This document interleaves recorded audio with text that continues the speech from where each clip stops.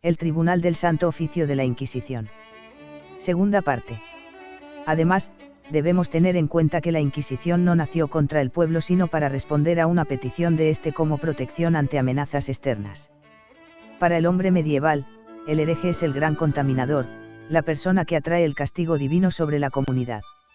Y esa alarma social fue esencial para la supervivencia en los siglos XVI, XVII y XVIII, cuando las potencias europeas disponían armadas piratas para combatir a España.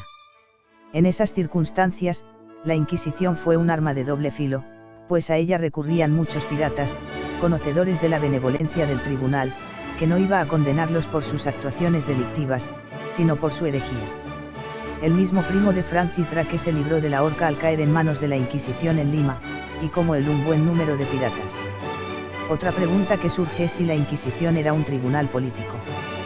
Por supuesto, la pregunta puede producir respuestas divergentes.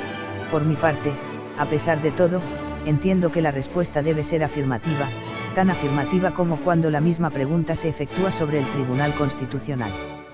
De hecho, ambos tribunales cubren una misma función, con objetivos radicalmente distintos, por supuesto, pero en definitiva una misma función. La Inquisición es un instrumento religioso al servicio del Estado, y sobre todo es un instrumento del Estado al servicio de la Iglesia, o al revés. La semejanza material y solo material entre la Inquisición y el Tribunal Constitucional, alejadas no solo en el tiempo sino en los principios, nos hace observar que si la Inquisición tenía unos inquisidores y unos familiares, la democracia tiene unas referencias, pie de rey de democracia, a las que se deben ajustar todas las ideas, y unos palmeros que, como el caso de los familiares de la Inquisición, no tienen en principio beneficios reconocidos, si bien su categoría de familiares les abre determinadas puertas. Sí, también entonces había corrupción, más medida y arriesgada, pero había corrupción. Pero más que la corrupción hay una cuestión que caracteriza a la institución. La Inquisición resultó ser un elemento esencial en la unificación del derecho procesal español, que venía a consolidar la reforma de los institutos religiosos, y venía a ser una institución situada por encima de todos los fueros, por encima de todas las leyes particulares de cada reino, igual para todos los españoles, con una estructura única y con un mando único. La Inquisición representó por tanto la vertebración de España, la columna vertebral del Estado moderno. Sin embargo, la imagen transmitida y generalizada por la Ilustración nos presenta a la Inquisición como una máquina de matar, pero la realidad se encarga de contrariar esa alegación distorsionadora que cae por su propio peso no solo al ver la cantidad de casos y la variedad de los mismos tratados por 20 escasos tribunales, sino también por el control y la centralización a que estaban sometidos. En el siglo XVII la centralización fue tan extrema que llegó a disponerse, en 1647, que todas las sentencias debían ser ratificadas por el Consejo antes de la correspondiente ejecución. Los gastos de los tribunales, a su vez, habrían de estar autorizados por el poderoso organismo, y ello hasta tal punto que, según sabemos, necesitando el Tribunal de Valencia un reloj, hubo de solicitar permiso a la Suprema para adquirirlo. La autorización solo llegó 3 años más tarde. Parece que si de algo se puede acusar a la Inquisición es de exceso de burocracia, si bien también es encomiable que no multiplicase el número de funcionarios. En cuanto al número de ajusticiados, los estudios realizados por Paul Jenninsen y Contreras sobre las 44.674 causas abiertas entre los años 1540 y 1700, concluyeron que fueron quemadas en la hoguera 1.346 personas, algo menos de 9 personas al año, en todo el imperio. También se habla que las primeras actuaciones en Sevilla fueron feroces y hablan de miles de víctimas, pero esas víctimas no son achacables a la Inquisición, sino a la peste, que se llevó por delante a 15.000 personas. Aparte las relajaciones, por cierto, muchas en efigie, las penas se cumplían, cuando se cumplían. Las flagelaciones no llegan a efectuarse en muchas ocasiones al considerar el tribunal que el reo no podría superarlas, y figura en el propio auto de fe que el castigo no se inflige.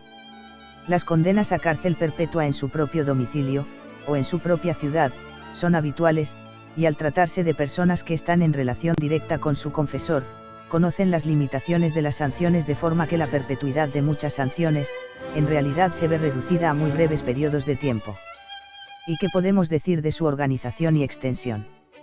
Constaba solamente de 2 o 3 inquisidores y de un grupo de empleados en cada uno de los 20 tribunales que se encargaban de toda España.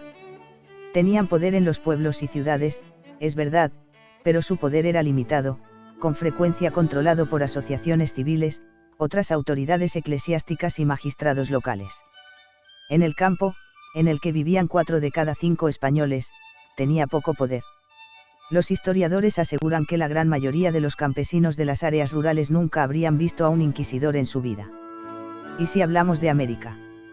Con esos medios debían controlar millones de kilómetros cuadrados. Forzosamente, la actividad del tribunal fue baja, siendo que hubo periodos en los que fue nula.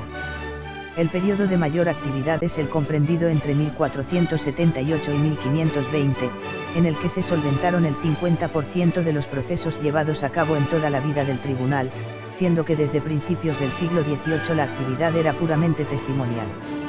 Y en cuanto a la formación de los inquisidores, no estamos hablando de un cualquiera cuando hablamos de un inquisidor, sino por lo general de un hombre con una preparación cultural, jurídica y teológica de primerísimo orden.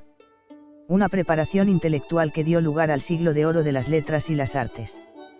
Con todo lo comentado, es llamativa la atención novelística, que no histórica, que disfruta la Inquisición española en el mundo, cuando sin embargo es posible realizar un cuadro como el siguiente. Víctimas. Inquisición, en 350 años y en toda la Hispanidad, 1600, 4,5 por año, para 20 tribunales. Inquisición protestante. Durante Enrique VIII, en Inglaterra, 70.000. Durante Isabel I, 300 o 400 al año.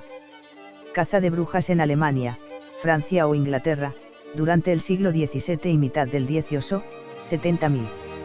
Anabaptistas, año 1525, 100.000. Judíos año 116, 240.000.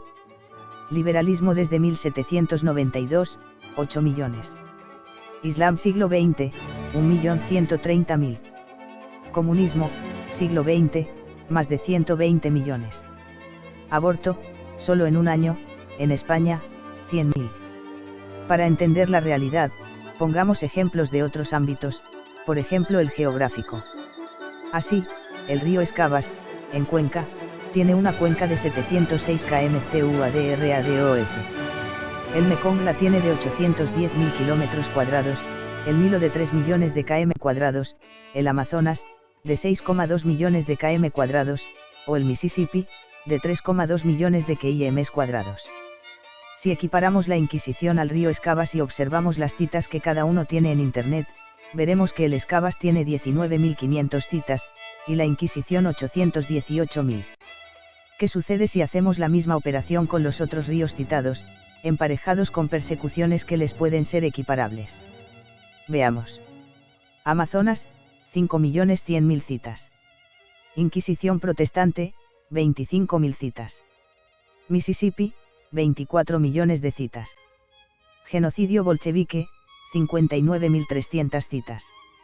Nilo, 26.200.000 citas. Genocidio musulmán, 441.000 citas.